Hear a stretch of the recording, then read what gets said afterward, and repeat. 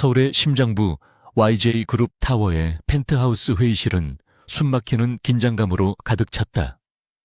거대한 통유리창 너머로 도시의 스카이라인이 발 아래 펼쳐져 있었지만 참석한 주주들의 시선은 오직 한 사람, 그룹의 회장 강태준에게 고정되어 있었다. 그는 맞춤 제작한 다크 네이비 슈트를 입고 테이블 상석에 앉아 있었다. 그의 자세는 흐트러짐이 없었고 날카로운 눈빛은 회의실 안의 모든 것을 꿰뚫어 보는 듯 했다. 한 원로 주주가 조심스럽게 입을 열었다. 회장님, 최근 4분기 수익률이 예상보다 소폭 하락한 것에 대해 시장에 우려가 있습니다. 특히 AI 기반 보안 시스템에 대한. 강태준은 손을 들어 그의 말을 가로막았다. 목소리는 낮았지만 강철 같은 무게가 실려 있었다. 우려 김 이사님, YJ는 우려 따위에 흔들리지 않습니다. 우리는 시장을 창조하는 자들이지 시장의 눈치를 보는 자들이 아닙니다. 사소한 변동에 일희일비할 시간 없습니다. 그의 오만한 선언에 회의실은 다시 침묵에 잠겼다. 강태준은 자신의 절대적인 통제력에 만족하며 경멸적인 미소를 희미하게 지었다. 그는 YJ라는 제국을 자신의 손으로 건설했으며 그 어떤 균열도 용납할 수 없었다. 그의 사전에는 실패나 약점이라는 단어는 존재하지 않았다. 그는 단지 승리하고 지배하고 군림할 뿐이었다. YJ의 모든 시스템은 그의 의지대로 움직이는 완벽한 기계와도 같았다. 정각 오전 9시, 강태준이 다음 안건으로 넘어가려던 순간이었다. 그의 뒤편에 있던 거대한 메인 프레젠테이션 스크린이 치직하는 소리와 함께 암전되었다. 완벽하게 진행되던 회의의 흐름이 끊기자 강태준의 미간이 순간적으로 좁혀졌다. 그는 기술팀의 사소한 실수라고 생각하며 비서실장에게 눈짓을 보냈다. 하지만 그것은 단순한 기술적 결함이 아니었다. 시작에 불과했다. 몇 초간의 정적이 흘렀다. 그리고 스크린이 다시 켜졌다. 하지만 원래의 재무보고서 대신 검은 바탕에 붉은색 글자가 선명하게 나타났다. 그것은 IA의 공식 로고나 데이터가 아니었다. 단 한 줄의 메시지였다. 5만 원 대가를 치른다.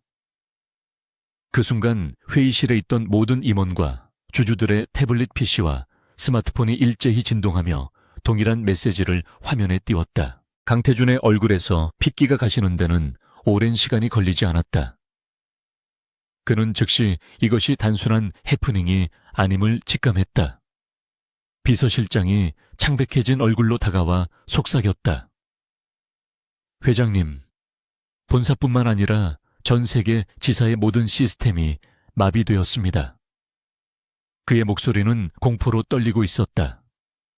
YJ의 심장부인 메인 서버 생산 라인 물류 시스템, 심지어 내부 통신망까지 모든 것이 멈춰 섰다. 보안팀은 당장 연결해. 강태준이 고함을 질렀다.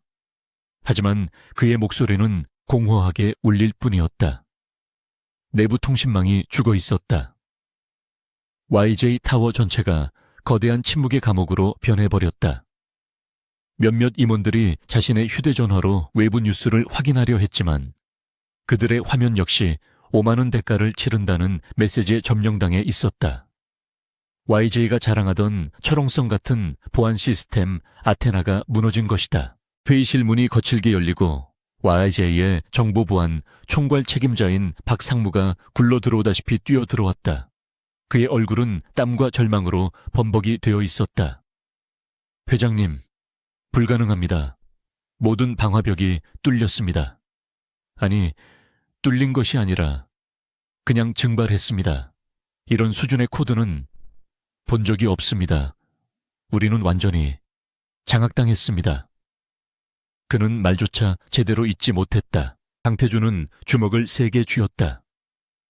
손톱이 손바닥을 파고들어 피가 배어 나왔지만 그는 고통을 느끼지 못했다. 그의 제국이, 그의 완벽한 통제 시스템이 정체불명의 적에게 단 몇 분 만에 무너져 내렸다. 화면 속에 붉은 글자가 그를 조롱하는 듯했다. 오만. 감히 누가 자신에게 오만하다고 말하는가. 그는 분노를 넘어선 차가운 사리를 느꼈다. 범인을 찾아 지구 끝까지 쫓아서라도 내 손으로 찢어버릴 것이다. 같은 시각 YJ 타워의 화려함과는 극명하게 대비되는 서울 외곽의 한 낡은 아파트. 작은 방 안에서 한 여자가 낡은 노트북 앞에 앉아 있었다. 그녀의 이름은 한지원. 덥수룩하게 기른 머리카락이 그녀의 지친 얼굴을 반쯤 가리고 있었지만 날카로운 눈빛만은 숨길 수 없었다. 그녀는 프리랜서 프로그래머로 일하며 근근히 생계를 유지하고 있었다. 그녀의 책상 위에는 복잡한 코드들로 가득 찬 모니터가 켜져 있었다. 지원은 잠시 일에서 눈을 떼고 아이들 방 쪽을 바라보았다. 오늘따라 유난히 조용했다. 6살 배기 새 쌍둥이 하늘 바다산. 아이들은 보통 이 시간이면 시끄럽게 떠들거나 싸우기 마련이었다. 하지만 지금은 그 어떤 소리도 들리지 않았다. 불길한 예감이 그녀의 등골을 스쳤다. 그녀는 조용히 자리에서 일어나 아이들의 방으로 향했다. 문틈으로 새어나오는 것은 기계 음뿐이었다. 방문을 열자 지원은 눈앞의 광경에 숨이 멎는 듯 했다.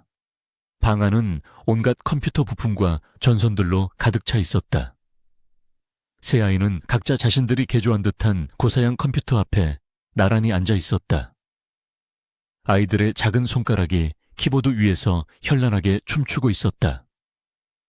그리고 그들의 모니터 중앙에는 YJ 그룹의 로고와 함께 5만 원 대가를 치른다는 붉은색 메시지가 선명하게 떠 있었다.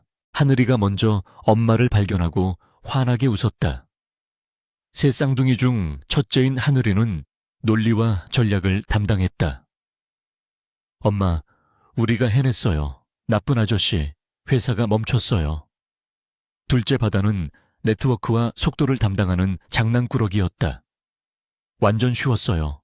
엄마, 그들의 방화벽은 마치 종이 같았어요.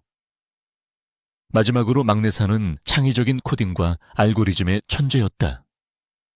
우리가 만든 정의의 코드가 그들의 시스템을 잠재웠어요. 지원은 머리를 한 대 세게 맞은 듯한 충격을 받았다. 나쁜 아저씨, 회사. 아이들은 YJ 그룹을 그렇게 부르고 있었다. 몇 년 전 자신이 부당하게 해고당했던 바로 그 회사. 자신이 겪었던 억울함과 절망을 아이들에게 가끔 털어놓긴 했지만 아이들이 이런 엄청난 일을 저지를 것이라고는 상상도 하지 못했다. 그녀는 자신의 아이들이 평범하지 않다는 것은 알았지만 이 정도일 줄은 몰랐다. 그녀의 심장이 거칠게 뛰기 시작했다. 이것은 단순한 장난이 아니었다. 대한민국 최고 기업의 시스템을 마비시킨 것은 국가적인 재난 수준의 사이버 테러였다. 그리고 그 범인이 자신의 6살짜리 아이들이었다. 지원은 떨리는 목소리로 물었다. 너희가 정말 YJ 그룹을 공격한 거야. 아이들은 마치 칭찬을 기다리는 강아지처럼 천진난만하게 고개를 끄덕였다. 지원은 주저앉고 싶은 것을 간신히 참았다. 그녀는 아이들의 모니터를 바라보았다. 화면 한쪽에는 YJ 타워의 혼란스러운 모습이 실시간 뉴스로 중계되고 있었다. 그리고 다른 한쪽에는 그녀가 몇 년 전 설계했지만 YJ에서 폐기되었던 그녀만의 독특한 아키텍처 코드가 실행되고 있었다. 아이들은 그녀가 남긴 오래된 연구 노트를 보고 이 모든 것을 구현해낸 것이었다. 그녀는 아이들을 보호해야 했다. 하지만 동시에 이 일이 어떤 결과를 초래할지 너무나도 잘 알고 있었다. YI 그룹의 회장 강태준. 그는 자신에게 상처를 주고 쫓아냈던 남자였다. 냉혹하고 무자비하며 자신이 원하는 것을 얻기 위해서라면 수단과 방법을 가리지 않는 남자. 그리고 그녀의 세 쌍둥이 아이들의 생물학적 아버지이기도 했다. 지원은 숨겨왔던 과거의 거대한 폭풍이 자신과 아이들을 덮쳐오고 있음을 직감했다. 다시 YJ 타워의 회의실. 강태준은 창밖을 내다보며 생각에 잠겨 있었다. 분노는 가라앉고 차가운 이성이 돌아왔다. 박상무, 이 코드 익숙하지 않나? 박상무는 망설이다가 입을 열었다. 사실 그렇습니다, 회장님.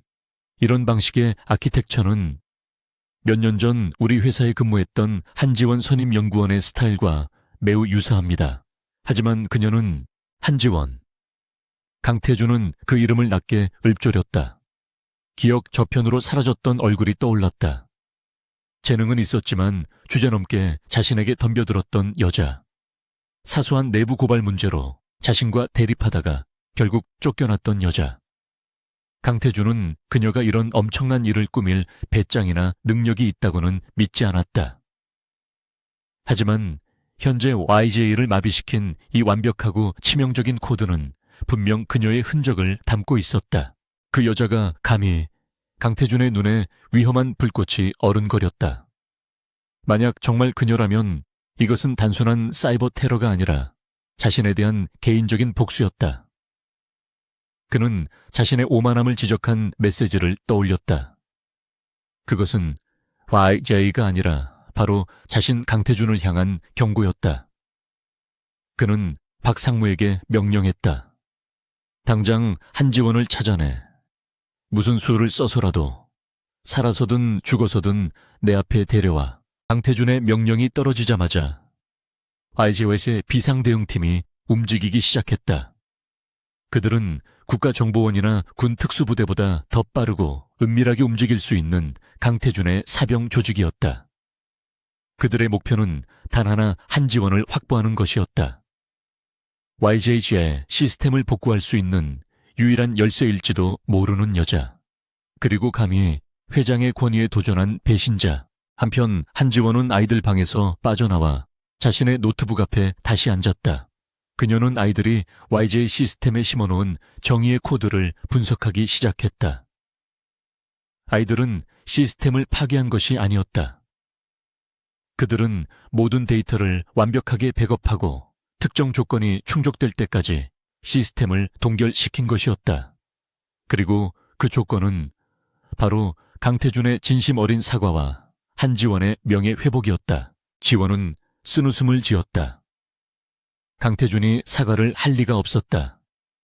그는 차라리 YJ 그룹을 통째로 폭파시킬지언정 자신의 잘못을 인정하고 고개를 숙일 남자가 아니었다. 아이들의 순진한 정의감이 오히려 그를 더 자극하고 말았다. 이제 곧 그가 들이닥칠 것이다. 그녀는 아이들이 만든 코드의 백도어를 확인했다. 아이들은 자신들만의 탈출 경로를 만들어 두었다. 그녀는 아이들을 방으로 불렀다. 하늘바다산, 지금부터 엄마 말 잘 들어. 우리는 이사를 가야 할지도 몰라. 아주 멀리. 아이들의 얼굴에 실망감이 스쳤지만 이내 비장한 표정으로 바뀌었다. 하늘이가 말했다. 엄마 걱정 마세요. 우리가 엄마를 지킬게요. 우리에겐 플랜 B도 있어요. 지원은 그런 아이들을 보며 눈시울이 뜨거워졌다. 그녀는 아이들을 껴안았다. 이 작은 천재들은 그녀가 잃어버렸던 용기와 희망이었다. 그녀는 더 이상 과거에 얽매여 숨지 않기로 결심했다. 강태준이 온다면 기꺼이 마주해 주리라. 그녀는 더 이상 YJ의 해고된 직원이 아니었다.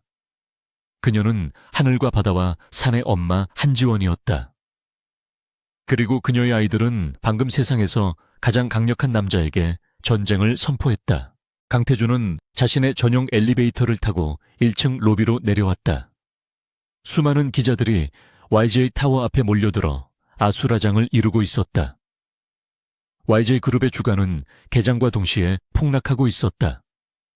하지만 강태준의 얼굴에는 초조함 대신 차가운 결의가 서려 있었다. 그는 이 혼란을 수습하고 자신의 제국을 되찾을 것이다.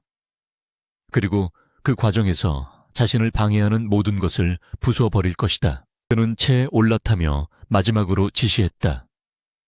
한지원의 모든 것을 알아내. 그녀의 과거, 현재 그리고 그녀가 숨기고 있는 모든 것까지. 그의 목소리는 얼음장처럼 차가웠다. 그는 아직 알지 못했다. 자신이 찾으려는 숨겨진 거리 단순한 복수심이나 기술이 아니라 자신의 피를 나눈 3명의 천재 아이들이라는 사실을, 그리고 그 아이들이 자신의 오만한 제국을 뒤흔든 진정한 주인공이라는 것을 YJ 그룹의 심장부 사이버 보안을 총괄하는 이지스 룸, 에기스 룸은 그야말로 아수라장이었다. 평소라면 차가운 서버 소리와 키보드 소리만 들려야 할 그곳이 지금은 고성과 절망적인 탄식으로 가득 차 있었다.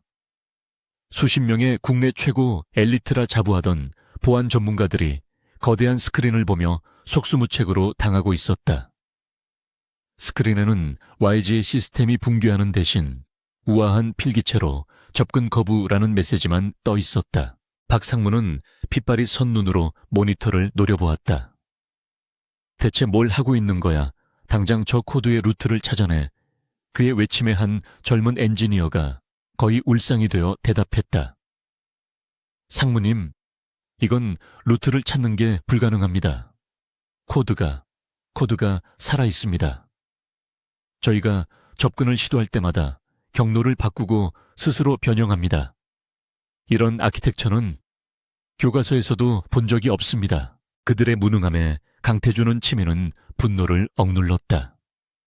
그는 자신의 집무실에서 이지스룸의 상황을 실시간으로 보고받고 있었다. 그는 보안 전문가는 아니었지만 누구보다 시스템의 본질을 잘 알았다. YJ 외 아테나 시스템은 그가 직접 수조 원을 쏟아부어 만든 철옹성이었다. 그런데 그 철옹성이 외부의 포격도 아닌 내부에서 조용히 자라난 균열에 의해 무너져 내리고 있었다. 공격자의 스타일이 어떻다고 했나? 강태준이 인터컴을 통해 낮게 물었다. 박상무는 땀을 닦으며 대답했다. 파괴적이지 않습니다. 그게 더 무서운 점입니다, 회장님. 모든 데이터는 안전하게 보존되어 있습니다. 다만 완벽하게 동결되어 있을 뿐입니다.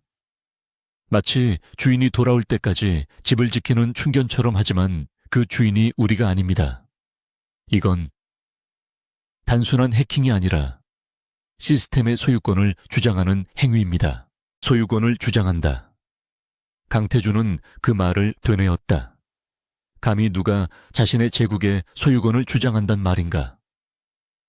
그는 천천히 눈을 감았다. 머릿속을 스치는 수많은 가능성을 조합했다. 경쟁사 북한의 사이버 부대 혹은 국제 해커 집단. 아니, 그들은 이런 식으로 행동하지 않는다. 그들은 파괴하고 훔치고 돈을 요구한다. 하지만 이 공격자는 YJ의 심장을 멈춰 세웠음에도 불구하고 그 어떤 요구도 하지 않고 있었다. 그때 이지스룸의 한 엔지니어가 외쳤다. 찾았습니다, 코드에. 시그니처를 발견했습니다. 박상무가 급히 그에게 달려갔다. 시그니처, 그게 무슨 말이야? 엔지니어는 흥분과 두려움이 뒤섞인 목소리로 말했다. 이 코드의 핵심 알고리즘, 특정 패턴이 반복되고 있습니다. 마치 작곡가가 악보에 자신의 서명을 남기듯이 이건 한지원 선임 연구원에 그 이름이 언급되는 순간 강태준의 집무실 공기가 얼어붙었다. 한지원. 그가 까맣게 잊고 있었던, 아니 의식적으로 기억에서 지워버렸던 이름이었다. 몇 년 전 뛰어난 재능을 가졌었지만 감히 자신의 경영 방식에 의문을 제기하고 내부 비리를 고발하려 했던 여자. 그는 그녀의 보고서를 찢어버리고 조직에 불필요한 불협화음을 일으킨다는 사소한 이유로 그녀를 해고했었다. 강태준은 인터컴을 향해 얼음장 같은 목소리로 명령했다. 당장 그녀가 과거에 설계했던 모든 코드를 가져와. 지금 당장 이지스룸은 다시 한번 혼란에 빠졌다. 퇴사한 직원의 데이터를 찾는 것은 보안 규정상 복잡한 일이었지만 회장의 명령은 절대적이었다. 몇 분 뒤 스크린에는 현재 YJ를 마비시킨 정의의 코드와 한지원이 6년 전 아테나 시스템의 프로토타입으로 제출했던 코드가 나란히 띄워졌다. 침묵이 흘렀다. 두 개의 코드는 쌍둥이처럼 닮아 있었다. 아니, 현재의 코드는 6년 전의 프로토타입이 수백 번의 진화를 거쳐 완벽해진 궁극의 형태였다. 그녀의 코드는 간결하고 효율적이며 빈틈이 없었다. 그리고 무엇보다 아름다웠다. 강태준은 자신의 손으로 완벽한 무기를 만들어낼 수 있었던 기술자를 내쫓고 그 무기가 자신을 향하도록 만든 장본인이 바로 자신이었음을 깨달았다. 박 상무가 떨리는 목소리로 보고했다. 회장님, 일치합니다. 이건 명백히 한지원의 스타일입니다. 그녀가 이 모든 일의 배후입니다. 강태준은 주먹을 세게 쥐었다. 손톱이 손바닥을 파고들었지만 고통은 느껴지지 않았다. 오만은 대가를 치른다. 그 메시지는 YJ 그룹이 아닌 바로 자신 강태준을 향한 것이었다. 자신을 내쫓은 남자를 향한 한 여자의 처절한 복수였다. 찾아내. 강태준의 목소리는 분노를 넘어선 차가운 결의를 담고 있었다.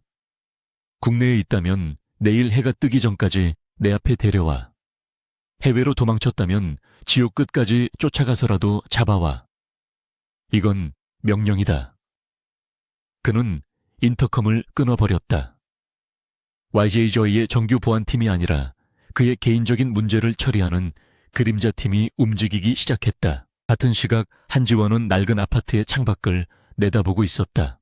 그녀는 강태준이 자신의 흔적을 발견했으리라는 것을 직감하고 있었다. 아니, 애초에 그가 자신을 떠올리도록 코드를 설계했다. 그것은 그녀가 남긴 유일한 초대장이었다. 아이들은 거실 바닥에서 자신들이 만든 로봇을 조립하며 놀고 있었다. 그 순진무구한 얼굴을 보며 지원은 마음을 다잡았다. 그녀는 YJ의 시스템을 복구할 생각이 없었다. 적어도 지금은 아니었다. 그녀가 원하는 것은 돈이나 YJ 그룹의 파멸이 아니었다. 그녀는 단지 자신의 명예를 회복하고 아이들을 안전하게 지킬 수 있는 세상을 원했다. 그리고 그러기 위해서는 강태준이라는 거대한 벽을 넘어서야만 했다. 그가 자신을 쫓아냈던 것처럼 그녀 역시 그가 자신에게 오도록 만들어야 했다. 지원은 자신의 노트북을 열었다. 아이들이 YJ의 메인 시스템을 유린하는 동안 그녀는 YJ의 또 다른 시스템, 즉 강태준의 사설 정보망을 해킹하고 있었다. 그녀는 그림자팀이 자신을 추적하기 시작했음을 알았다. 그들은 프로였지만 그들의 방식은 구시대적이었다. 그들은 사람을 찾고 협박하고 물리적인 힘을 사용했다. 하지만 지원은 데이터와 정보로 싸웠다. 그녀는 키보드 위에서 손가락을 빠르게 움직였다. 그녀의 침입은 흔적을 남기지 않았다. 그녀는 YG의 정보망에 수백 개의 가짜 한지원을 만들어 퍼뜨렸다. 어떤 한지원은 이미 몇 년 전 해외에서 사망한 것으로 되어 있었고 어떤 한지원은 평범한 주부로 살아가고 있었다. 강태준의 팀이 이 가짜 정보들 속에서 허우적대는 동안 그녀는 진짜 전쟁을 준비할 시간을 벌 수 있었다. 엄마, 나쁜 아저씨가 엄마를 찾고 있어요. 첫째 하늘이가 로봇 조립을 멈추고 물었다. 아이들은 자신들의 태블릿으로 YJ 내부 통신망을 감청하고 있었다. 지원은 씁쓸하게 웃으며 아들의 머리를 쓰다듬었다. 곧 손님들이 올 거야. 그러니까 하늘 바다산. 엄마랑 약속한 거 기억하지? 아이들은 일제히 고개를 끄덕였다. 새 쌍둥이는 마치 훈련받은 특수요원처럼 각자의 역할을 분담했다. 하늘이는 아파트 주변의 모든 CCTV를 장악하고 그림자팀의 이동 경로를 파악하기 시작했다. 둘째 바다는 아파트 단지의 통신망을 교란시켜 그들의 통신을 방해할 준비를 했다. 막내 산이는 집안에 설치된 작은 드론들을 점검했다. 그 드론들은 장난감이 아니었다. 지원은 아이들의 천재성이 두려웠다. 그 능력은 분명 강태준에게서 물려받은 것이었다. 하지만 그 능력을 사용하는 방식은 달랐다. 강태준이 자신의 제국을 건설하고 통제하기 위해 그 힘을 사용했다면 아이들은 오직 엄마를 지키기 위해 그 힘을 사용했다. 지원은 이 싸움이 단순히 자신과 강태준의 악연을 끊는 것뿐만 아니라 아이들의 미래가 걸린 일임을 깨달았다. 이지스룸에서는 여전히 한지원의 현재 행방을 찾기 위해 사투를 벌이고 있었다. 젠장 그녀의 모든 기록이 6년 전 퇴사 시점에서 멈춰 있습니다. 금융거래, 의료기록, 통신기록, 아무것도 없습니다. 마치 유령 같습니다. 한 엔지니어의 보고에 박상무는 절망했다. 강태준의 그림자팀 역시 가짜정보에 휘둘려 엉뚱한 곳에서 헤매고 있었다. 강태준은 집무실에서 초조하게 담배를 피워 물었다. 그는 한지원이라는 여자를 다시 한번 평가해야 했다. 그녀는 단순한 복수심에 불타는 전직 직원이 아니었다. 그녀는 자신의 제국을 마비시킬 만큼 치밀하고 자신의 추적을 피할 만큼 영리했다.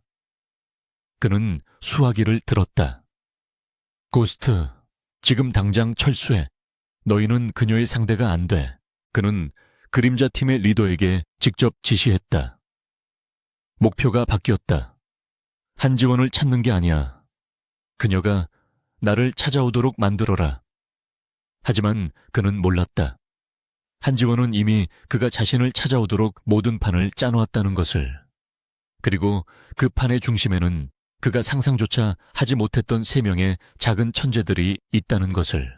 지원은 노트북을 덮었다.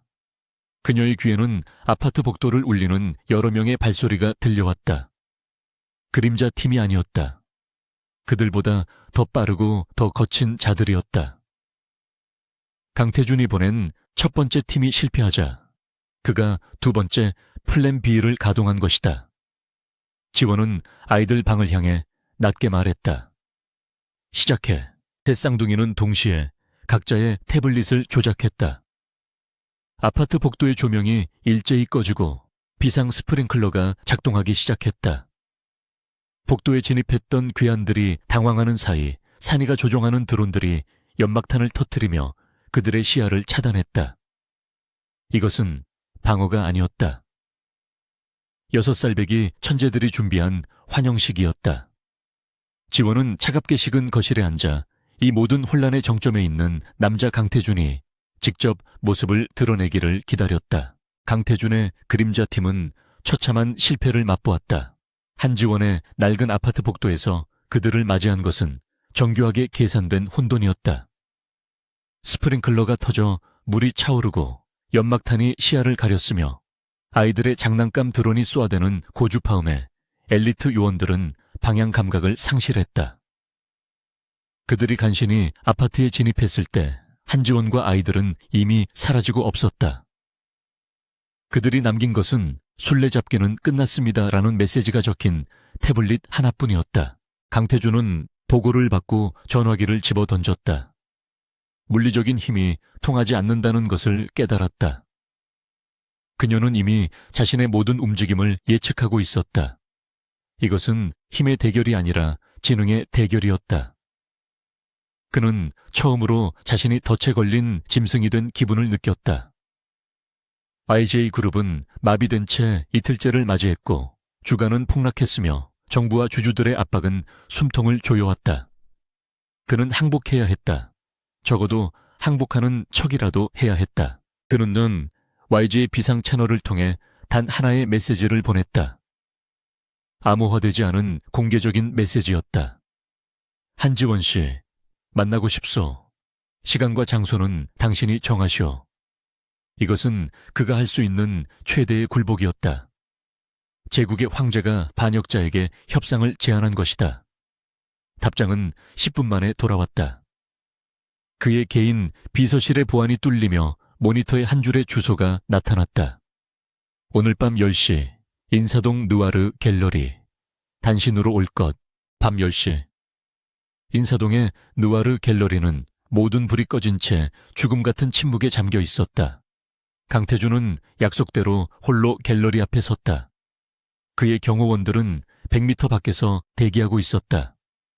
그가 안으로 들어서자 육중한 철문이 등 뒤에서 자동으로 닫혔다. 텅 빈 갤러리 중앙에는 차가운 달빛만이 조각상들을 비추고 있었다. 그는 자신이 통제할 수 없는 상황에 놓였다는 사실에 분노했지만 내색하지 않았다. 한지원, 그가 어둠을 향해 낮게 말했다. 그의 목소리는 대리석 바닥에 부딪혀 공허하게 울렸다. 그때 가장 깊은 어둠 속 거대한 그림자 조각상 뒤에서 한 인형이 천천히 모습을 드러냈다. 6년 전과 달리 그녀에게는 어떠한 망설임이나 두려움도 보이지 않았다. 검은색 터틀넥과 바지를 입은 그녀는 마치 이 어둠의 일부인 것처럼 보였다. 그녀의 손에는 아무것도 들려있지 않았다. 오랜만입니다, 회장님. 이런 식으로 다시 뵙게 될 줄은 몰랐군요. 한지원의 목소리는 갤러리의 냉기처럼 차가웠다. 그녀는 강태준에게서 10m의 거리를 유지했다. 강태준은 그녀의 평온함에 오히려 분노가 치밀었다. 그는 이 여자가 자신의 모든 것을 앗아갈 수 있는 열쇠를 쥐고 있다는 사실을 받아들일 수 없었다. 이 연극은 집어치우지. 강태준이 본론으로 들어갔다. 네가 원하는 게 뭐지? 돈인가 복수인가? YJ 그룹의 주식을 원하는 만큼 주겠다. 아니면 네가 그렇게 원했던 CTO 자리라도. 그녀가 결국 돈이나 권력 때문에 이 모든 일을 벌였다고 확신했다. 그것이 그가 이해하는 세상의 유일한 법칙이었다. 한지원은 희미하게 웃었다. 그 웃음에는 경멸이 담겨 있었다. 회장님은 6년 전이나 지금이나 변한 게 없으시군요. 모든 것을 돈과 권력으로만 판단하시죠. 제가 원하는 것이 그런 것들이었다면 6년 전에 회장님께 내부 고발 따위는 하지 않았을 겁니다. 저는 회장님의 제안을 받아들였겠죠. 그녀의 말은 강태준의 오만함을 정면으로 찔렀다. 그럼 대체 왜 그가 참지 못하고 소리쳤다. 왜 내 제국을 마비시킨 거냐? 이건 반역이야. 그는 한 걸음 다가섰지만 지원은 물러서지 않았다. 그녀의 눈빛은 흔들림이 없었다. 그녀는 이 순간을 위해 수년을 기다려왔다. 제가 한 것이 아닙니다. 지원이 조용히 말했다. 강태준은 코웃음을 쳤다. 그 코드에 내 서명이 남아있는데도 감히 나를 속이려 들어 지원은 고개를 저었다. 회장님께서는 여전히 상황 파악을 못하고 계시는군요. 저는 정말로 YJ 시스템에 손대지 않았습니다. 다만 제 아이들이 했을 뿐이죠. 그 순간 갤러리의 공기가 얼어붙었다. 강태준의 표정이 처음으로 무너졌다. 아이들 무슨 헛소리냐. 그는 한지원이 자신을 조롱하기 위해 미친 척을 한다고 생각했다. 하지만 한지원의 표정은 너무나도 진지했다. 회장님께서 저를 내쫓으셨을 때 저는 혼자가 아니었습니다. 그리고 제 아이들은 평범하지 않게 태어났죠. 한편 한지원의 아파트에서 수 킬로미터 떨어진 안전 가옥. 세 쌍둥이는 자신들이 구축한 임시 관제탑에 모여 있었다. 그들의 앞에는 수십 개의 모니터가 깜박이고 있었다. 갤러리의 모든 CCTV 음향 장비, 심지어 강태준의 휴대전화까지 모두 그들의 통제하에 있었다.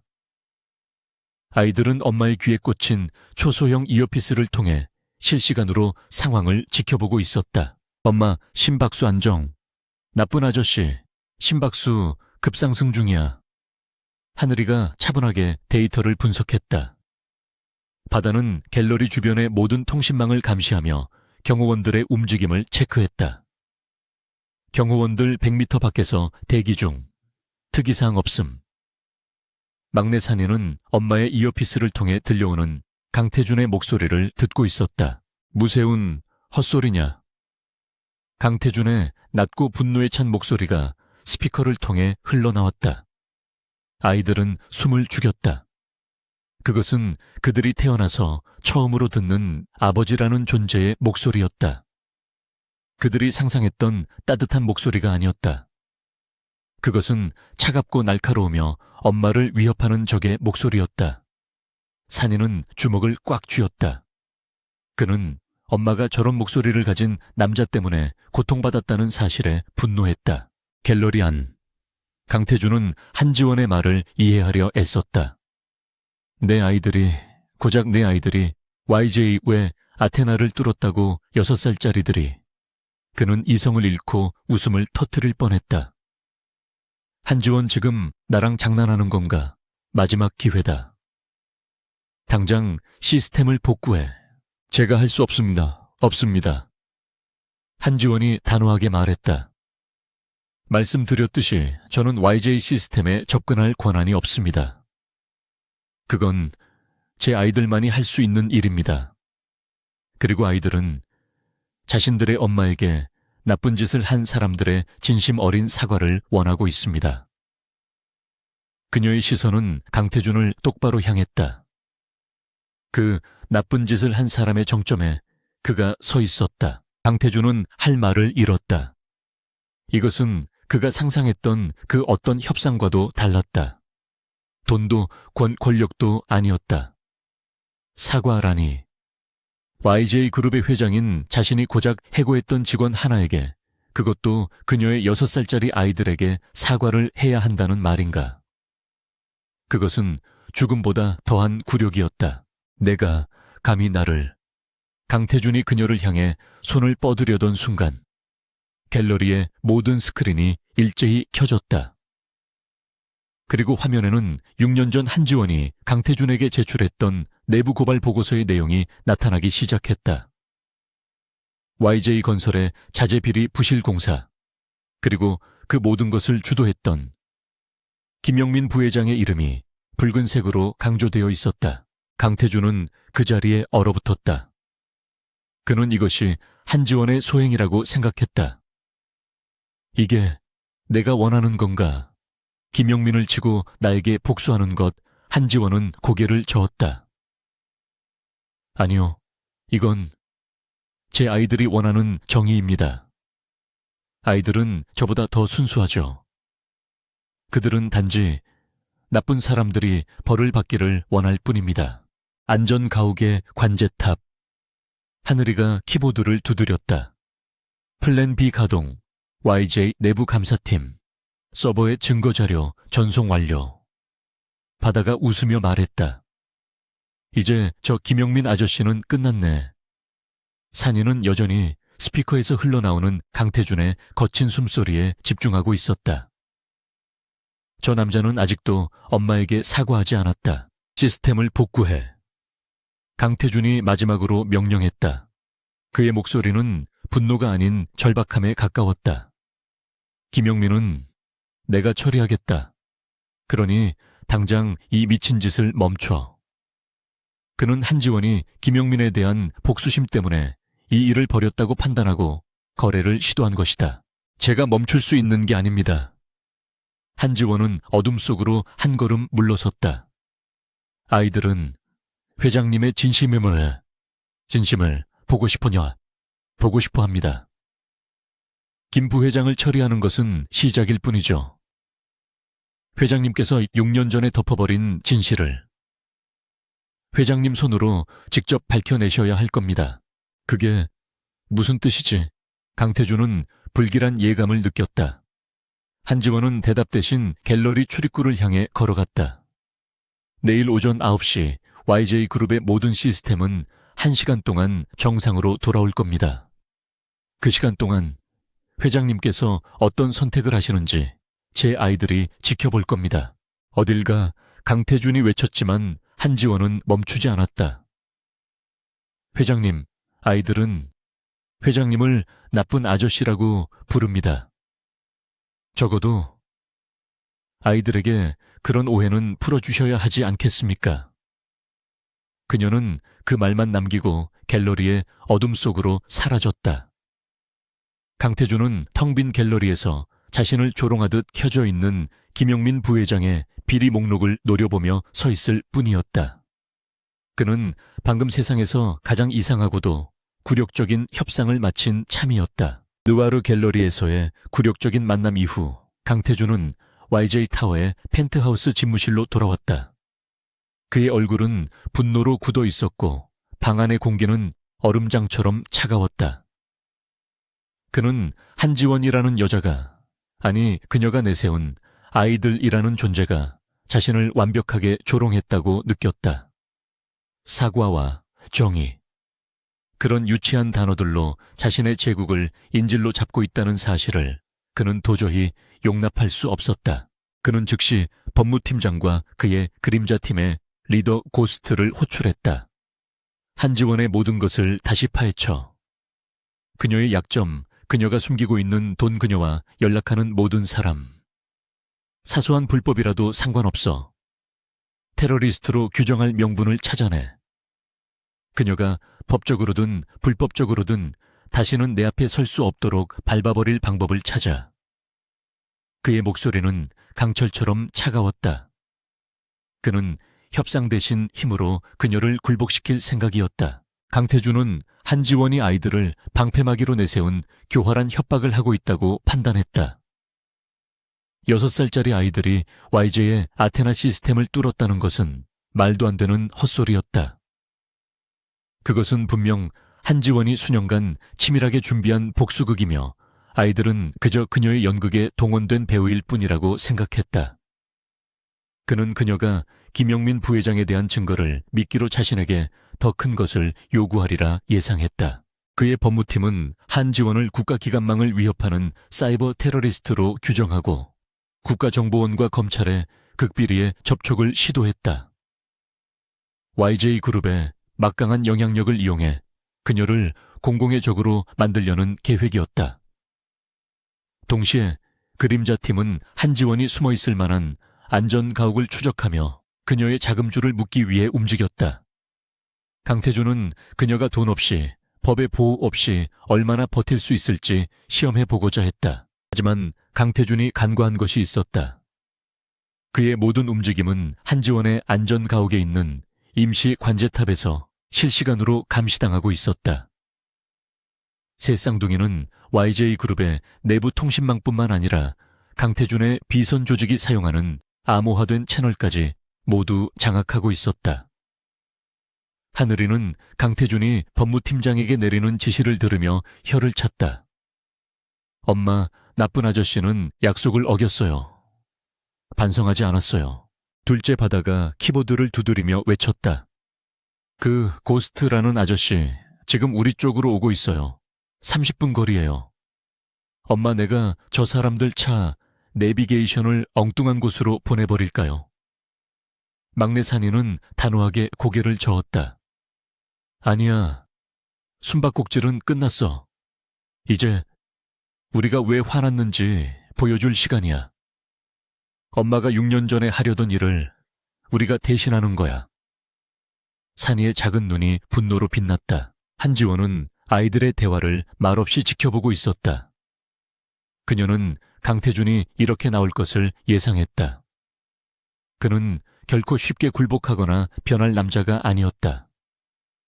그녀는 잠시 망설였다.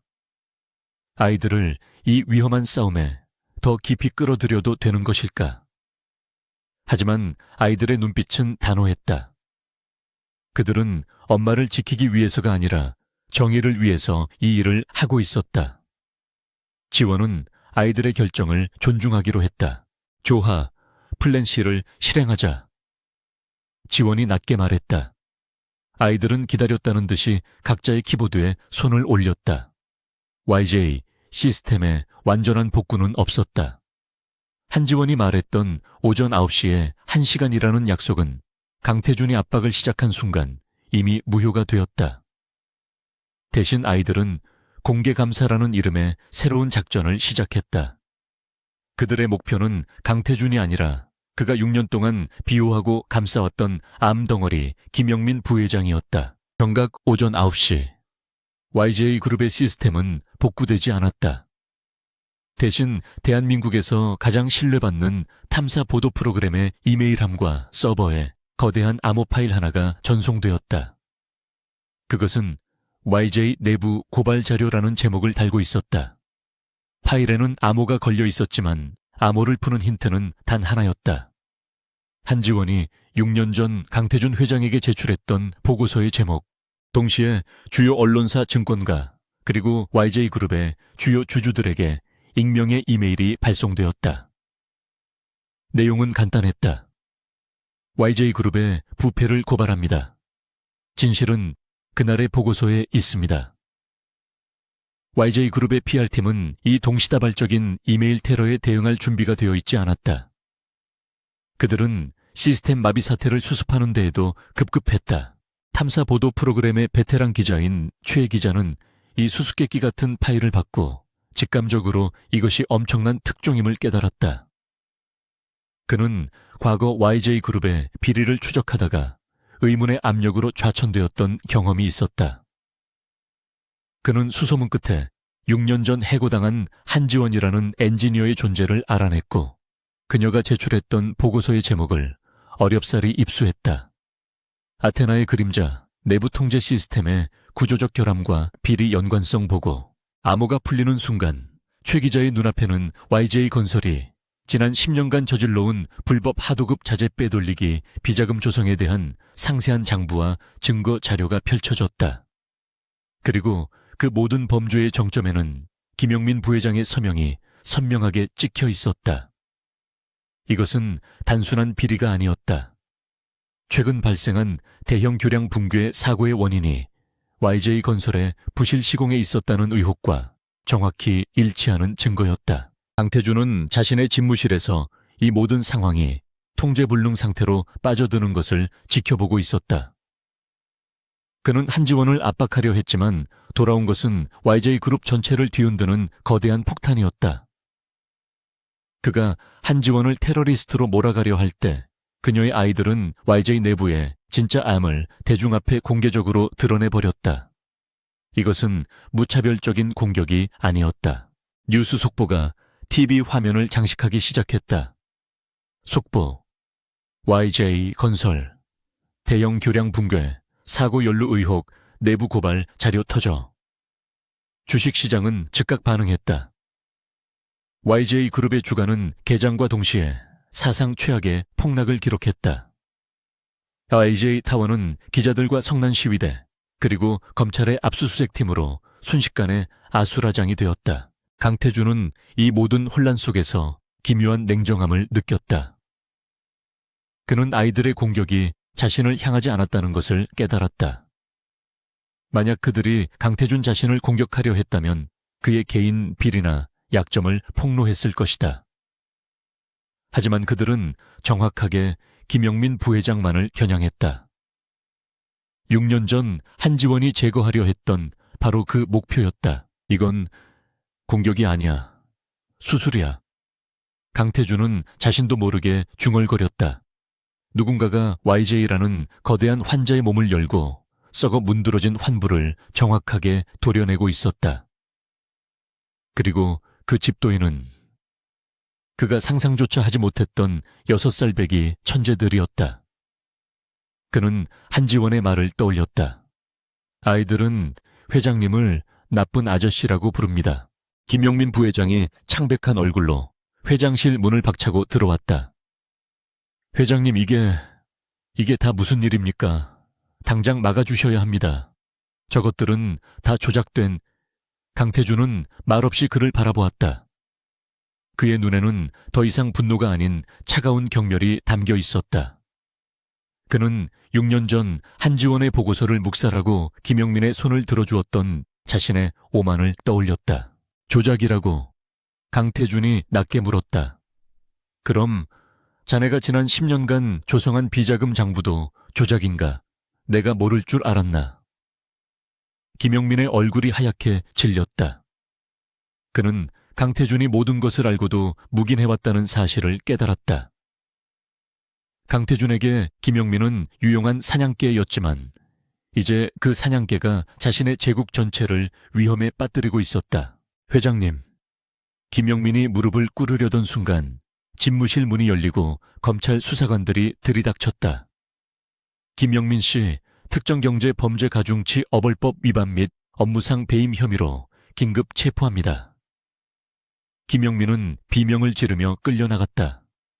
강태준은 그 모습을 무표정하게 바라볼 뿐이었다. 수사관 한 명이 강태준에게 다가와 정중하지만 단호하게 말했다.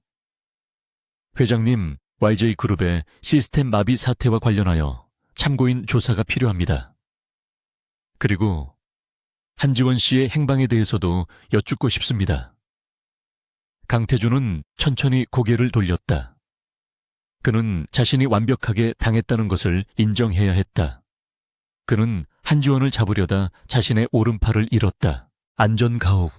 새 쌍둥이는 김영민 부회장이 체포되는 장면을 TV로 보며 환호성을 질렀다. 우리가 해냈어. 나쁜 아저씨가 잡혀갔어. 바다와 산이가 얼싸안고 기뻐했다. 오직 하늘이만이 차분하게 모니터를 응시하고 있었다. 아직 안 끝났어. 진짜 나쁜 아저씨는 아직 사과하지 않았잖아. 한지원은 창밖을 바라보았다. YJ그룹은 이제 자신의 손을 떠난 폭풍의 한가운데 있었다. 아이들은 정의를 실현했다고 기뻐했지만 지원은 이것이 더 큰 폭풍의 시작일 뿐임을 알았다. 강태준은 김영민을 버렸지만 그것은 자신의 제국을 지키기 위한 선택일 뿐 한지원이나 아이들에 대한 사과가 아니었다. 그리고 그녀는 알고 있었다. 강태준이 이 모든 일의 배후에 있는 아이들의 정체를 알게 되면 상황은 걷잡을 수 없이 변할 것이라는 것을. 김영민 부회장의 체포는 YJ그룹을 뿌리부터 뒤흔들었지만 그것은 폭풍의 눈에 불과했다. 구치소에 수감된 김 부회장은 자신이 강태준에게 버림받았다는 사실을 깨달았다. 그는 수십 년간 강태준의 사냥가의 역할을 하며 더러운 일을 도맡아왔지만 이제는 모든 죄를 뒤집었을 위기에 처했다. 그의 분노는 강태준이 아닌 이 모든 것을 촉발시킨 한지원이라는 이름, 석재에 집중되었다. 그는 절망 속에서도 마지막 발악을 준비했다. 그는 자신의 변호인을 통해 바깥에 남아있는 마지막 수족에게 비밀리에 메시지를 전달했다. 한지원을 찾아 YJ의 그림자 팀보다 먼저 그녀가 법정에 서서 증언하는 일은 없어야 한다. 이것은 회유나 협박이 아니었다. 명백한 살해의 지시였다. 강태준의 그림자 팀이 정교하고 은밀하게 움직인다면 김영민의 하수인들은 돈으로 움직이는 거칠고 무자비한 자들이었다. 한편 강태준은 집무실에서 한지원의 안전 가옥 주변을 실시간으로 감시하고 있었다. 그는 김영민의 체포로 모든 것이 끝났다고 생각하지 않았다. 오히려 그는 한지원이라는 여자와 그녀의 아이들이라는 미스터리에 더욱 집착하게 되었다. 그는 고스트를 시켜 그녀의 거처를 알아냈지만 섣불리 접근하지 않았다. 대신 그는 그 아파트의 모든 통신과 전력을 감시하며 그녀의 일거수일투족을 파악하려 했다. 그는 그녀가 아이들을 내세운 천재적인 사기꾼인지 아니면 정말로 상식을 벗어난 천재들의 어머니인지 확인해야 했다. 그의 감시 화면 속 한지원의 아파트는 너무나도 평범했다. 아이들이 거실에서 뛰어노는 모습, 함께 저녁을 준비하는 모습. 하지만 그 평범함 속에서 강태준은 위화감을 느꼈다. 그들의 움직임은 마치 잘 짜인 각본처럼 효율적이었고 아파트의 보안은 YJ타워의 이지스룸보다 더 철저해 보였다. 안전가옥 안. 새 쌍둥이는 김영민의 체포를 자축하며 피자를 먹고 있었다. 봤지? 우리가 해냈어.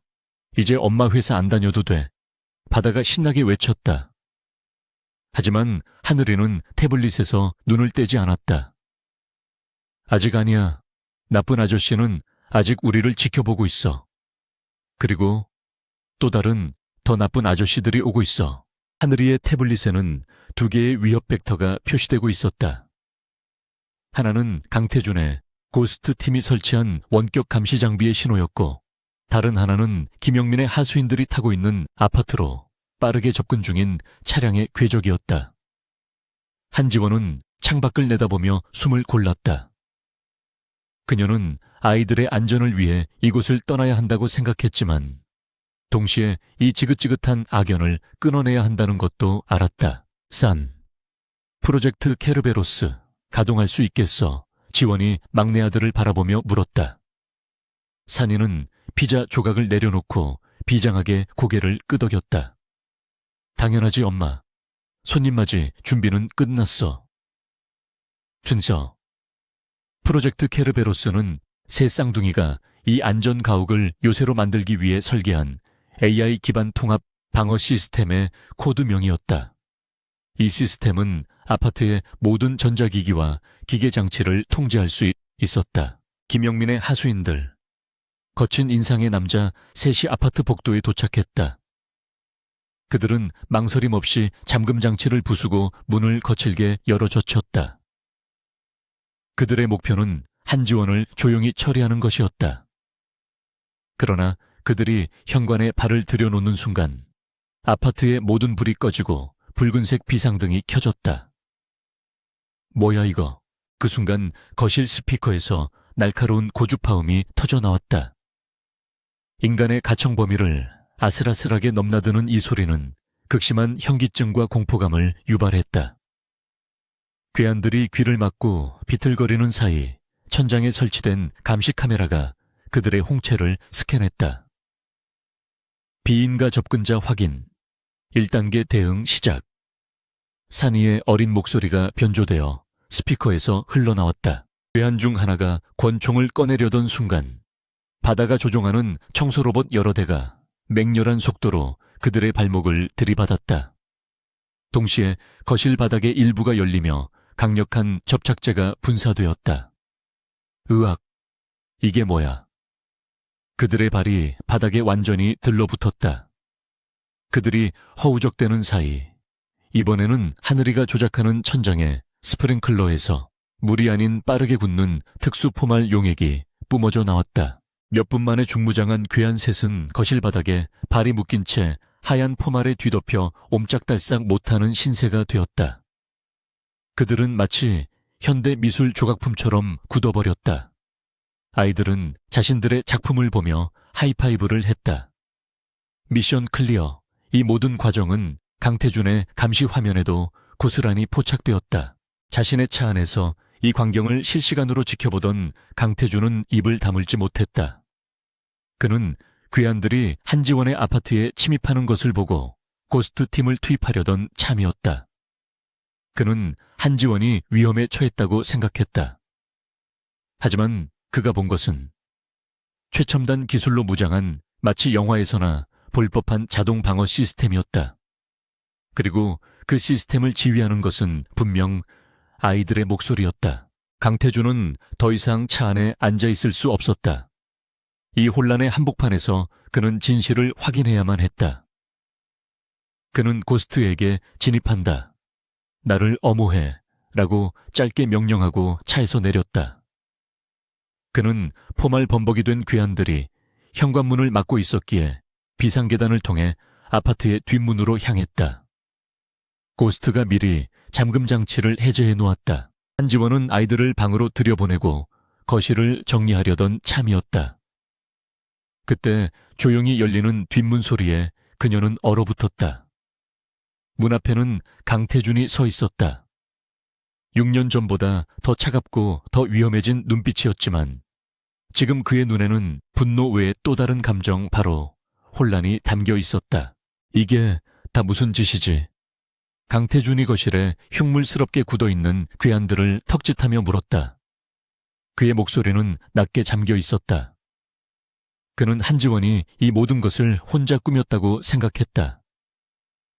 저들은 김 부회장이 보낸 사람들입니다. 회장님께서 제 뒤를 캐고 계시다는 걸 알았나 보죠. 지원은 지지 않고 그의 시선을 마주했다.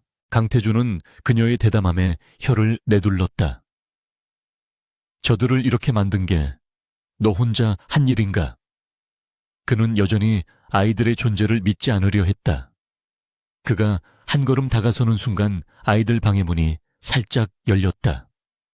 엄마와 낯선 남자의 대치 상황에 호기심과 걱정이 발동한 것이다. 세상의 작은 눈이 문틈으로 그들을 훔쳐보고 있었다. 강태준의 시선이 그 문틈으로 향했다. 그는 무언가를 감지했다. 방 안에 누가 있지? 그가 방을 향해 걸어가려 하자 지원이 그의 앞을 막아섰다. 안 됩니다. 돌아가세요. 그녀의 목소리가 다급하게 떨렸다. 그녀의 그 절박한 모습이 오히려 강태준의 의심을 확신으로 바꾸었다. 그는 지원을 거칠게 밀치지는 않았지만 그녀의 어깨를 붙잡고 옆으로 비켜서게 했다. 그리고 그는 아이들 방의 문을 활짝 열었다. 방 안에는 3명의 아이가 서 있었다. 자신들의 태블릿을 껴안은 채 두려움보다는 호기심과 경계심이 가득한 눈으로 그를 올려다보고 있었다. 시간이 멈춘 듯 됐다. 강태준은 그 자리에 얼어붙었다. 그는 수많은 적들을 상대해왔고 수조 원이 걸린 협상을 이끌어왔지만 지금처럼 심장이 멎을 듯한 충격을 받은 적은 없었다. 아이들은 너무나도 그와 닮아 있었다. 첫째 하늘이는 논리적이고 차가운 눈빛 모든 것을 분석하려는 듯한 그 표정이 자신의 젊은 시절을 보는 듯 했다. 둘째 바다는 장난기 가득한 눈매와 오뚝한 콧날이 자신과 판박이었다. 그리고 막내 산이는 지금 이 순간에도 손가락으로 허공에 무언가를 코딩하듯 그리고 있었다. 그것은 강태준이 깊은 생각에 잠길 때마다 나오는 그 자신도 몰랐던 버릇이었다. 강태준의 시선이 아이들에게서 한지원에게로 천천히 옮겨갔다. 그의 머릿속에서 수많은 퍼즐 조각이 맞춰지기 시작했다. 6년 전 그녀의 갑작스러운 퇴사, YJ 시스템을 마비시킨 천재적인 코드, 그녀가 갤러리에서 했던 말, 제가 한 것이 아닙니다. 제 아이들이 했을 뿐이죠.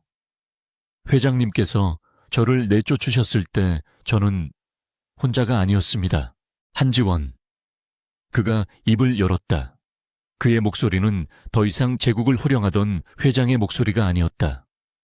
그것은 자신의 존재 기반이 송두리째 흔들리는 남자의 갈라지고 떨리는 목소리였다.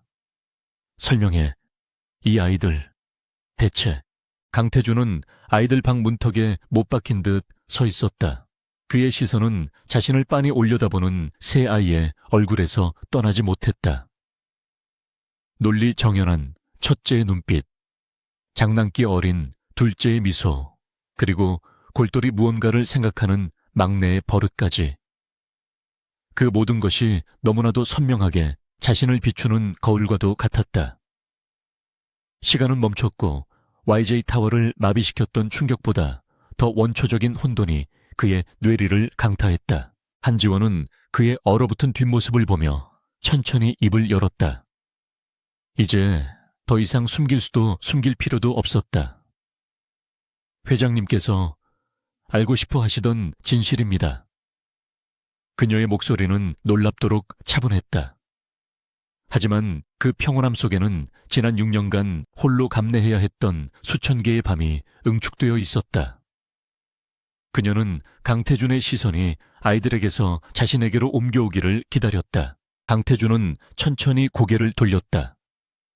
그의 눈은 핏발이 서 있었고 완벽하게 통제되던 그의 표정은 분노와 불신, 그리고 그가 평생 느껴본 적 없는 공포로 일그러져 있었다. 한지원, 감히 이런 끔찍한 사기극을 벌여. 그는 목소리를 낮게 깔았지만 그 떨림까지는 숨기지 못했다.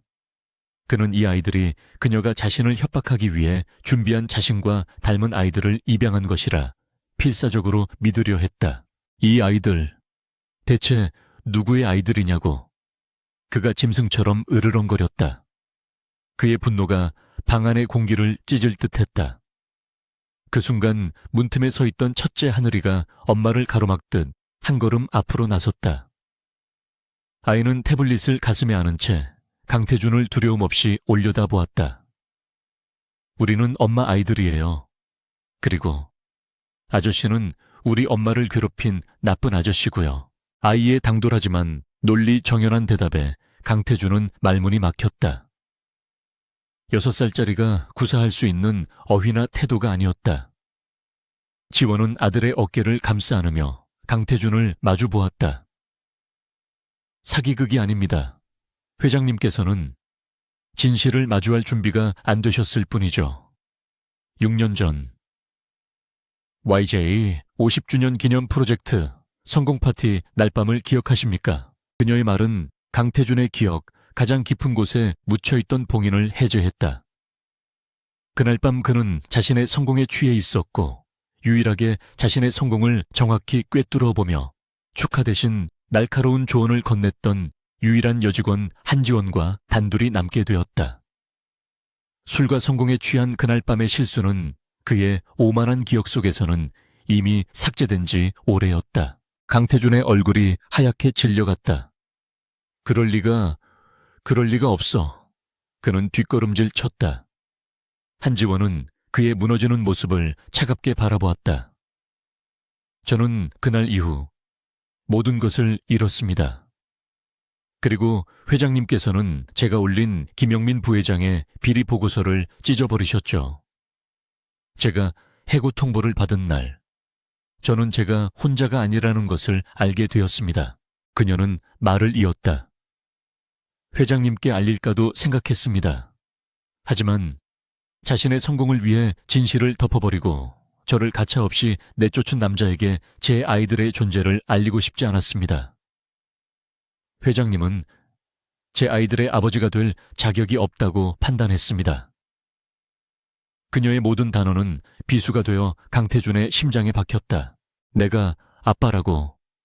강태준은 벽을 짚으며 간신히 몸을 가누었다. 그의 목소리는 거의 들리지 않을 정도로 작게 갈라져 나왔다. 그가 평생을 바쳐 쌓아 올린 제국, 그의 철저한 통제력, 그의 오만함. 그 모든 것이 이 작은 방 안에서 자신을 닮은 3명의 아이들 앞에서 산산조각 나고 있었다. YJ 그룹을 마비시킨 사이버 테러보다 더 거대한 충격이 그를 집어삼켰다. 그는 아이들을 다시 바라보았다. 천재성, YJ의 아테나를 뚫고 자신의 그림자 팀을 농락하고 김영민을 끌어내린 그 경이로운 지능.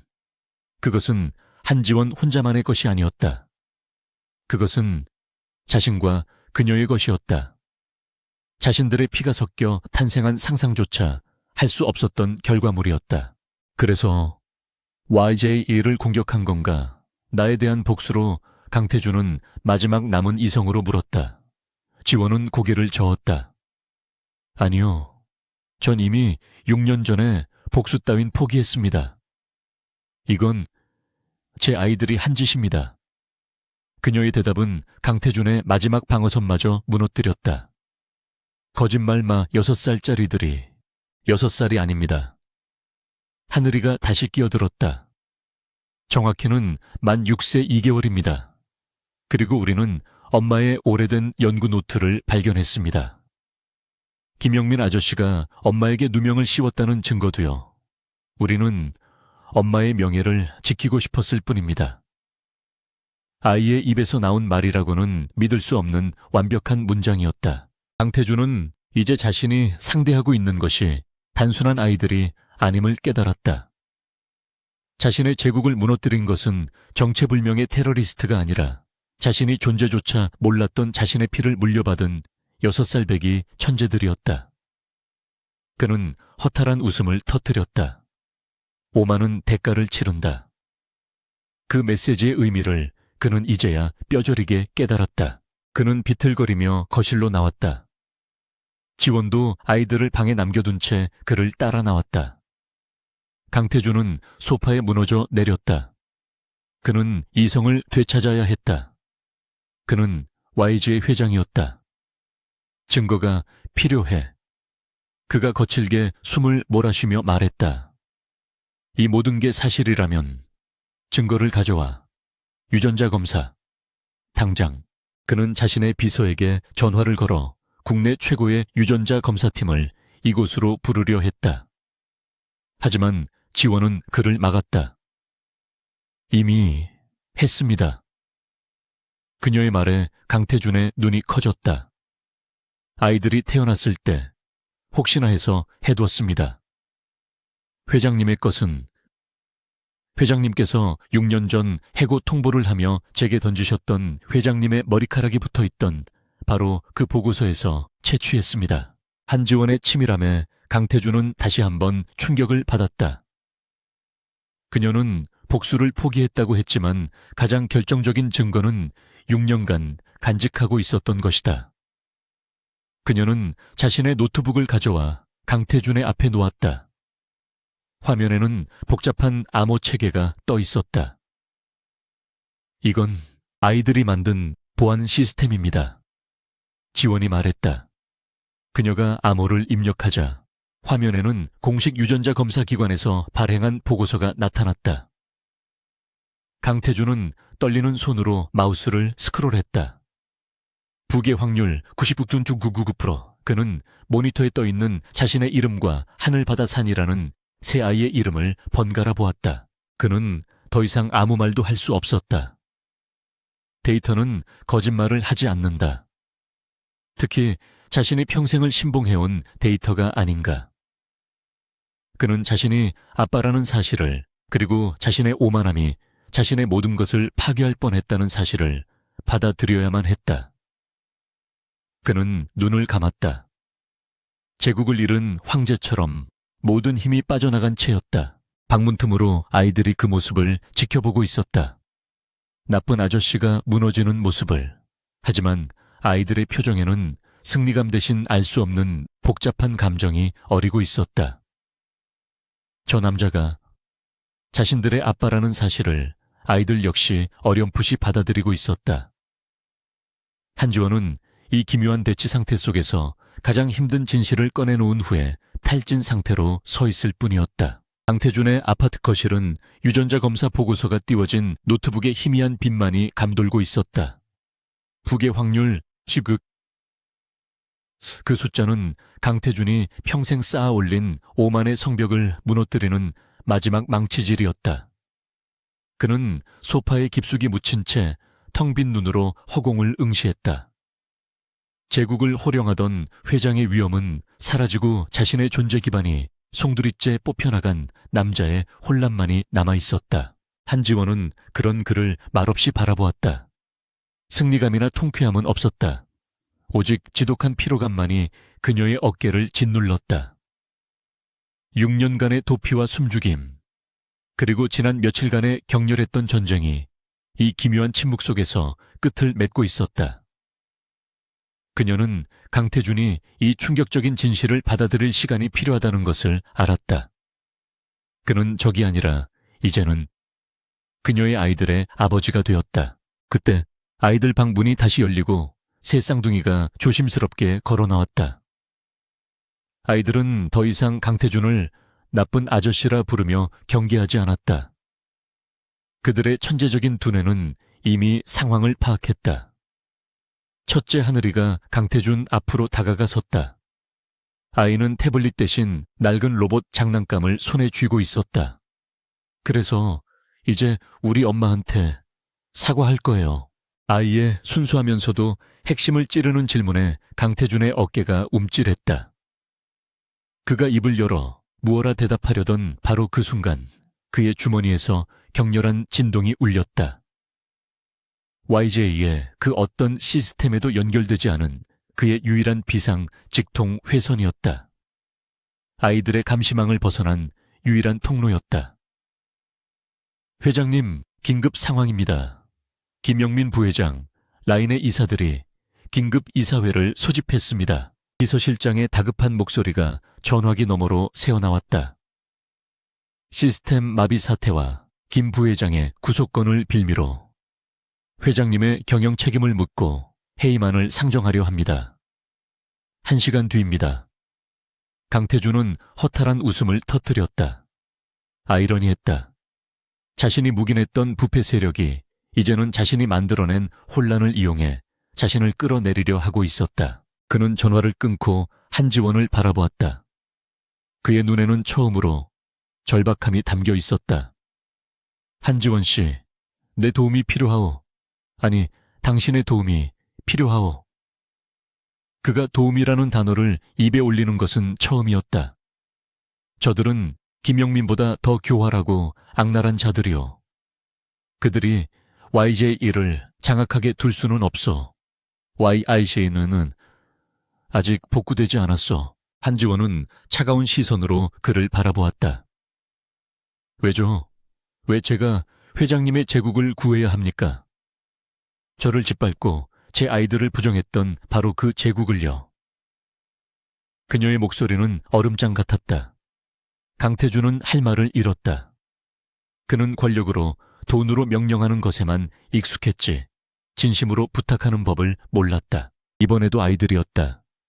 막내 산이가 한지원에게 다가와 그녀의 손을 잡았다. 엄마, 저 아저씨 말이 맞아. 우리가 YJ 서버에서 찾은 거. 김영민 아저씨는 그냥 중간 보스였어. 진짜 최종 보스들은 지금 회의실에 모여 있어. 저들이 이기면 엄마가 6년 전에 하려던 일 영원히 못하게 될 거야. 아이들은 이미 모든 진실을 꿰뚫고 있었다. 한지원은 아들의 눈을 바라보았다. 아이들의 싸움은 끝나지 않았다. 그것은 강태준을 위한 것이 아니라 그들이 믿는 정의를 위한 마지막 전투였다. 지원은 결심했다. 그녀는 강태준을 바라보며 말했다. 좋습니다. 하지만 조건이 있습니다. 이건 회장님의 방식이 아닌 제 방식으로 해결할 겁니다. 강태준은 망설임 없이 고개를 끄덕였다. 그에게는 다른 선택지가 없었다. YJ그룹 타워의 대회의실. YJ자의 운명을 결정할 긴급 이사회가 열렸다. 강태준은 평소와 달리 수척해진 모습으로 상석에 앉아 있었다. 김영민 부회장의 오랜 라이벌이자 그와 결탁해왔던 박 이사가 의기양양하게 일어섰다. 회장님, 이 모든 사태에 대해 깊은 유감을 표합니다. 회사의 시스템이 마비되고 부회장이 구속되는 이 초유의 사태는 명백히 회장님의 독단적인 경영과 리더십의 실패입니다. 그는 준비한 자료를 이사들에게 배포하며 강태준의 해임안을 공식 상정했다. YJ의 미래를 위해 강태준 회장의 즉각적인 해임을 요구합니다. 몇몇 이사들이 동조하며 고개를 끄덕였다. 박 이사는 승리를 예감하며 미소를 지었다. 강태준은 시스템이 마비된 지금 아무런 방역도 할 수 없는 식물 회장이었다. 표결이 시작되려던 순간, 잠깐. 회의실에 육중한 문이 열리며 한지원이 걸어 들어왔다. 이사들은 갑작스러운 외부인의 등장에 술렁였다. 당신은 누군데 감히 이 신성한 이사회에 박 이사가 고함을 치려던 순간 강태준이 그를 막았다. 내 손님이요. 그리고 여러분에게도 곧 익숙해질 분이시지. 한지원은 이사들을 둘러보며 말했다. 6년 전 YJ 보안 시스템 아테나의 프로토타입을 설계했던 한지원입니다. 그리고 지난 며칠간 여러분의 시스템을 감사했던 장본인이기도 하죠.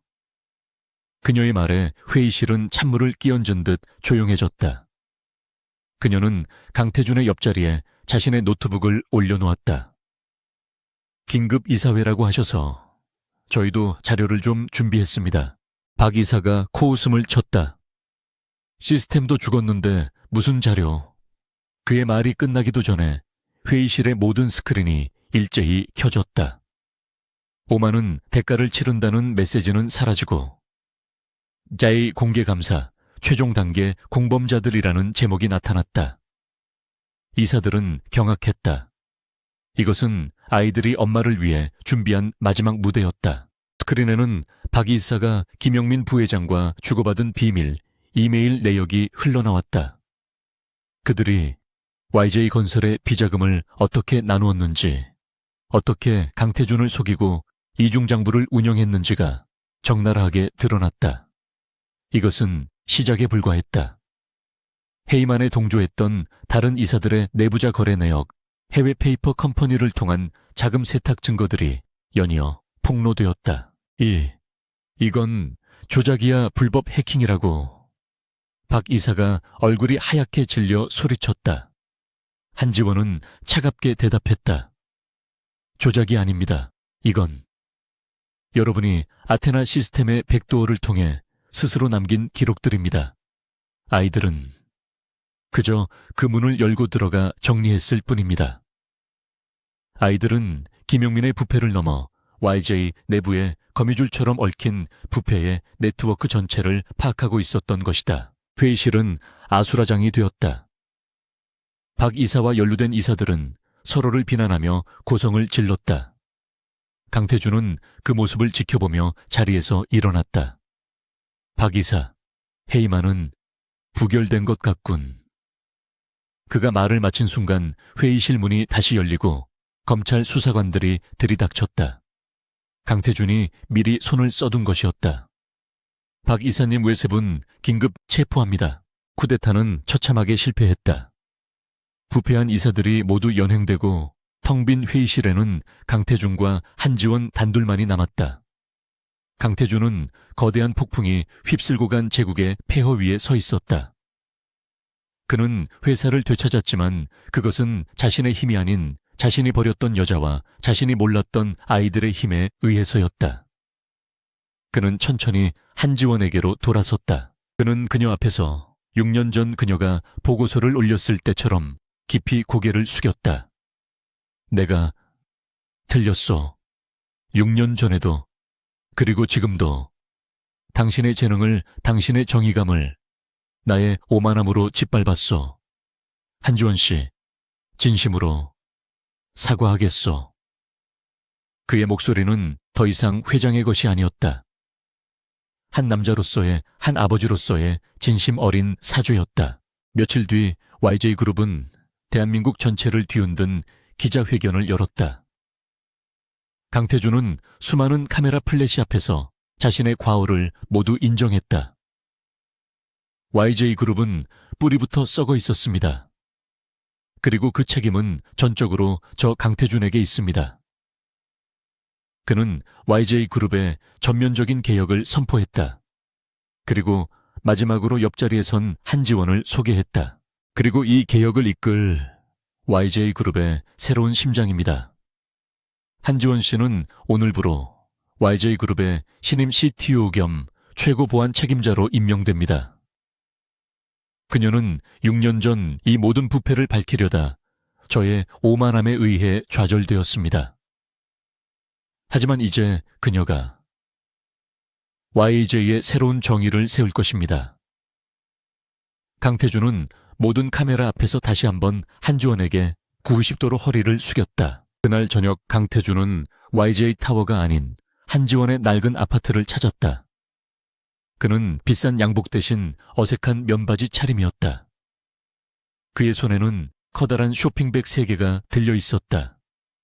문이 열리고 새 쌍둥이가 경계심 반 호기심 반으로 그를 바라보았다. 그는 어색하게 웃으며 쇼핑백을 내밀었다. 최신형 양자 컴퓨터 조립 키트다. 너희들이 좋아할 것 같아서. 막내 산이가 키트를 받아들고 유심히 살폈다. 이건 양자 시뮬레이션 키트네요. 진짜가 아니잖아요. 강태준은 당황했다. 수조 원짜리 딜은 쉬웠지만 6살짜리 아이들의 마음을 얻는 것은 불가능에 가까웠다. 그는 헛기침을 하며 머리를 긁적였다. 그럼 진짜는 어떻게 구하는지 나 좀 가르쳐 줄 수 있겠나? 하늘이와 바다가 웃음을 터뜨렸다. 한지원은 부엌에서 그 모습을 바라보며 희미하게 미소 지었다. 제국은 무너졌지만 그 폐허 위에서 새로운 관계가 싹트고 있었다. 그것은 완벽한 해피엔딩은 아니었지만 모든 것을 잃었던 그들에게 주어진 두 번째 기회였다. 상처받은 제국의 황제와 그의 숨겨진 천재 아이들, 그리고 그 모든 것을 가능하게 한 강인한 여자의 진짜 재건은 이제 막 시작되고 있었다.